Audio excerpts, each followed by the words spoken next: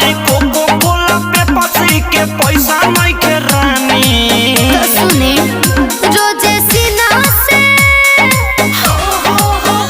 रोजे सीना से पसीना पोछता नहीं पिया दी बिसलेरी के पानी रोजे सीना से पसीना पोछता नहीं पिया दी बिसलेरी के पानी पिया दी राजा जी ठंडा दी राजा जी जगले आदि राजा जी ना तो चू जाए